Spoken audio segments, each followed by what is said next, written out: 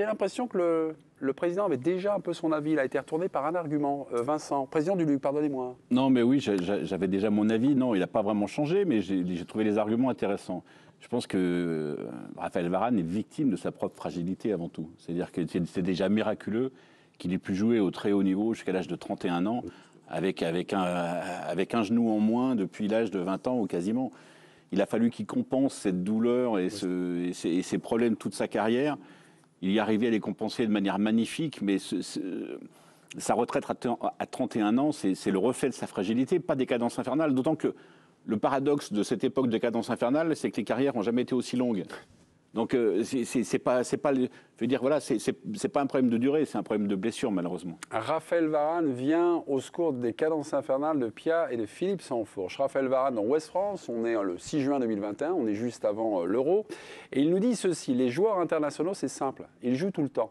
On est aussi des êtres humains. Je crois qu'un rapport de la FIFPro, depuis on l'a découvert grâce à David Terrier, syndicat mondial des joueurs, dit que le minimum pour la récupération, c'est de jouer tous les 5 jours.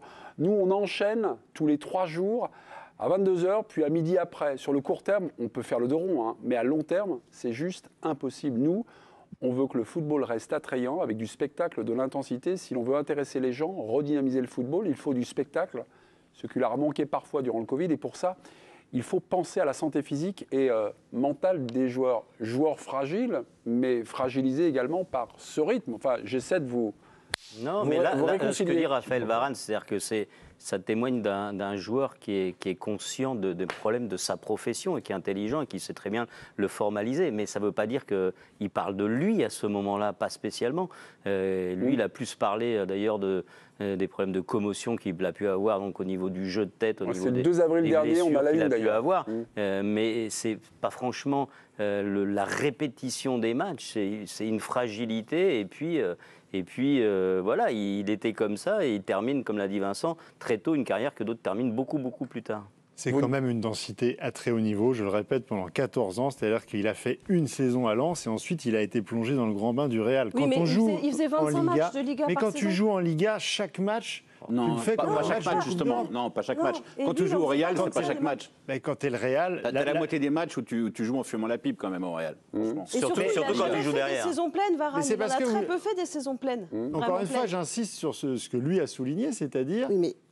la fameuse charge mentale, la concentration permanente, la pression inhérente à cette oui, mais c'est pas la charge mentale qui faisait qu'à Manchester, il y a une accumulation. Il était souvent blessé. Voilà, sauf Philippe qu'avec 2 genoux, il jouerait encore. Je sais pas. C'est problème de genoux. Nous, on a souvent dit que Varane, sur le plateau, j'entends la petite musique, il a un petit moteur.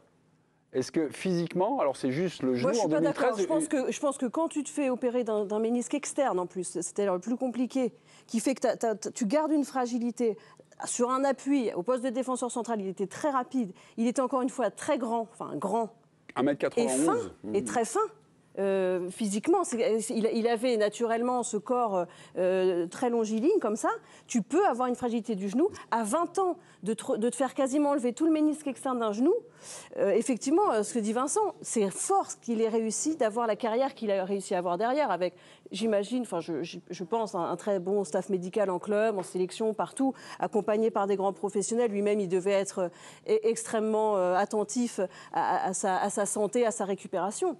Mais si tu n'as pas cette fragilité du genou-là, il aurait fait des saisons à 35, 40 matchs de championnat, enfin de 38 matchs de championnat. Il l'a très peu fait. Il l'a quasiment jamais fait. J'ai eu Hugo Lloris au téléphone tout à l'heure pour faire une interview demain dans le journal justement sur la retraite de Raphaël Varane. Donc elle est à retrouver dans le journal.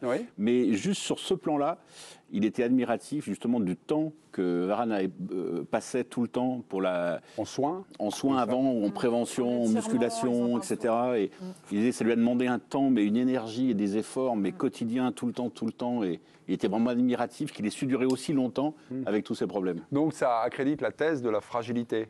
Pour lui, oui, franchement. Mais elle ne désarme pas, Pierre Clément. Ah, on me dit un nouveau message, l'équipe Connect, ça réagit. Il y avait, on va dire, cette particularité de Raphaël Varane qui arrête sa carrière tout court à 31 ans. Et puis évidemment, comme c'est un grand joueur, on voulait également un peu classer. Je pense que nos téléspectateurs aimeraient savoir où le situer dans le grand livre des Bleus. Enfin, je devance peut-être. C'est à peu près ça. Ouais, c'est à peu près ça. Mais c'est une très bonne question de Paoli. Est-ce que pour vous, Raphaël Varane est-il plus fort que Laurent Blanc? Moi, je trouve que oui. Ah ouais? Je viens du deuxième étage où justement on a essayé de faire un top 5, après on s'est arrêté à 8. C'était compliqué, des grands défenseurs de l'histoire. Alors, mais et pour moi, il est dans le top 3, voilà. Ah bah, et tu mets qui? Tu mets Desailly? Je mets Desailly, oui. Ouais, mais ça aide pas nos téléspectateurs. Est-ce que Moi, je suis pas sûr de mettre Laurent Blanc, mais je mets Desailly. Et tu mets Thuram alors? Exactement. Donc il y a Thuram. Je mets dans le désordre Thuram, Desailly, Varane. Est-ce que Laurent Blanc n'est qu'un défenseur? Non, mais c'est pour ça. Laurent Blanc, il est descendu en défense centrale finalement relativement tard dans sa carrière. Au début des années 90, c'est Jean-Luc Gasset. Il a joué ailier droit et numéro 10 en équipe de France, Laurent Blanc. Et il a joué milieu de terrain. Il a démarré comme ça. C'était un 10, enfin quelqu'un.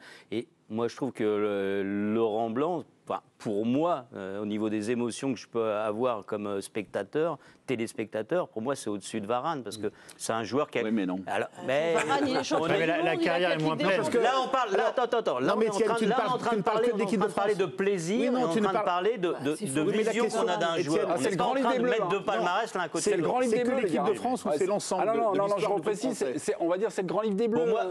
Pour moi, Laurent Blanc, je le classe comme un joueur qui a plus de classe justement au départ que... Là, c'est pas un truc esthétique, c'est pas un classement esthétique. Pas simplement esthétique, technique, bagage, capable d'avoir fait des choses très différentes dans sa carrière, c'est-à-dire d'avoir été un numéro 10, d'avoir été quelqu'un qui marquait beaucoup de buts, d'avoir réussi à descendre en défense, être devenu, et franchement, il fallait pouvoir le deviner quand on le connaissait à ses débuts, un défenseur quasi intraitable dans les duels, etc. C'est un immense joueur, mais rien que le palmarès de Varane en club, c'est un truc de malade. C'est que là, effectivement, on est sur les Bleus. Mais alors moi, je suis même étonné que tu prennes cet argument-là. Évidemment que c'est extrêmement important. Mais bien sûr, le palmarès, c'est important. Alors, si Pelé n'a pas gagné 3 Coupes du Monde de foot, sauf que la carrière de Laurent Blanc, je veux dire, elle ne s'est pas passée au Real Madrid. Alors tu vas me dire, peut-être qu'il ne le méritait pas, et Varane le méritait. Ok, peut-être un peu, mais pas seulement non plus. Sa carrière en club a été inférieure. Je suis d'accord, mais c'est aussi parfois les parcours individuels, les parcours de vie aussi qui font que tu es dans un club ou pas. Après, c'est hyper difficile de les comparer, je trouve, parce qu'ils n'ont pas du tout le même rayonnement, même sur une équipe. Laurent Blanc, c'est un leader naturel, né, avec un gros charisme, alors que Varane, il a plutôt un charisme de leader par l'exemple, du mec qui va toujours être super sérieux. C'est pas sûr, Pierre. C'est pas sûr. Pardon, je vous coupe parce que c'est vrai qu'on lui prête pas mal de choses en disant en interview, bon, jamais on a été bluffé par interview, plutôt une communication lisse et tout ça. Et au moment de 2018, j'avais appris, d'après les gens bien informés au sein de l'équipe de France, on dit Pogba le leader. Parfois, Varane lui disait non, ferme-la, Paul, arrête. Non, enfin, je ne sais pas si vous avez entendu ça aussi. Si, il dit Paul, tu parles trop, ferme-la. Et c'est Varane qui l'ouvrait, quoi, pour dire. Mais Pogba était quand même un leader. Oui, mais un leader bavard. Les autres étaient moins bavards, mais ils étaient peut-être un peu plus leaders. C'est là que je voulais en venir. Il y a moins le côté, l'espèce de rayonnement, de charisme à l'extérieur. Et du coup, le leader par l'exemple, c'est celui justement qui peut parler à l'intérieur. Et en fait, que les autres joueurs vont respecter aussi pour ça, parce qu'en fait, il fait tout ce qu'il faut faire pour réussir. Et il dit aussi tout ce qu'il faut dire. Il dit aussi tout ce qu'il faut dire. C'est pas seulement. Il est doué dans. Il n'y a pas que l'exemple, il y a aussi la parole quand même. Il parle très bien à la presse, il parle, j'imagine, très bien à ses coéquipiers. Juste sur les blessures, je trouve que vous êtes un peu dur parce que autant il a été beaucoup blessé sur les 3 saisons à Manchester, autant au Real, il n'a pas été tant que ça. Tout à l'heure, j'ai été voir tous les chiffres. Non, c'est pas vrai. J'ai regardé les chiffres. Pour cause de blessure, il ratait 5-7 matchs par saison. Il était aligné avec Ramos et avec Pepe aussi en défensant. Il n'était pas titulaire en fait sur toutes les premières saisons. Mais non. Non, mais pas en arrivant, mais je te dis, il se blesse. Tu regardes ses blessures, c'est des 3 semaines, 4 semaines, maximum. Non, mais justement, 6 semaines. Je pense qu'il y a eu ce qu'il a traîné, c'est qu'il est vite revenu. Après sa blessure au ménisque, quand il est opéré, c'est à la fin de la saison 2013. Il revient début septembre ou début octobre. Il revient assez tôt par rapport à la blessure qu'il a eue. Parce que je pense que le club estimait qu'il était prêt et tout. Mais quand tu as cette fragilité-là et que tu reviens aussi vite, je pense qu'après, il a dû traîner des douleurs. Mais comme tous les joueurs qui commencent à 17 ans, Verratti l'a dit. C'est pas vrai. Mbappé, quand tu commences, il est jeune, il a que 25 ans. Il faut faire attention il a pas 31 ans, à faire des généralités. Tu as des joueurs qui sont cramés à 17 ans. Celui qu'ils ont probablement pour longtemps usé, c'est Pedri, qui l'année de ses 17 ans fait genre 70 matchs avec l'Euro, puis les JO, enfin n'importe quoi, tous les matchs titulaires, à un âge et avec aussi sans doute un développement plus tardif où ses muscles n'étaient pas finis. Et lui, je pense que ses quadriceps et ses cuisses, toute sa carrière, il va très vite. Mais Varane, il n'a pas fait 75 matchs. Docteur Gomez, professeur Clément, s'il vous plaît, juste, je reviens sur le classement et j'ai une autre petite question, parce qu'on a fait un petit match entre Blanc, entre Varane. Dans le Grand Livre des Bleus, ok, vous avez à composer votre 11 de légende, ok. Vous mettez qui en défense centrale? Est-ce que vous mettez Raphaël Varane, vous mettez Moi, je mets Varane et De Sailly tous les jours. Varane, De Sailly. Moi aussi. Varane, après, j'attends qu'on vienne me mettre un but. Moi aussi, je mets Thuram à droite et puis... Ok. Et t'as pas besoin de défenseur à gauche. Il sera encore puni jusqu'au bout. Mais là, effectivement, si on reste... reste... Vincent s'arrête toujours, hein, donc si aux dernières années où il a vu des matchs. Demain dans je pensais que tu te souvenais aussi de Maxime Bossis. J'ai cité Bossis, qui avait été un défenseur central quand il a joué à ce poste-là en équipe de France. Tu aurais vu la remarquable vidéo qu'on a faite aujourd'hui, tu aurais vu que je citais Maxime Bossis. Eh ben, tu as bien fait. Mais si on reste juste sur les Bleus, effectivement, le match, il se fait entre Varane et Blanc parce qu'il y a ce rayonnement, il y a cet imaginaire collectif. Mais si on prend la carrière au sens large, avec le palmarès en club et ce qu'ont représenté les joueurs en club, je trouve que De Sailly est un cran au-dessus des deux autres. Parce que ce qu'il a fait à la fois qui sommes un cran au-dessus à Marseille...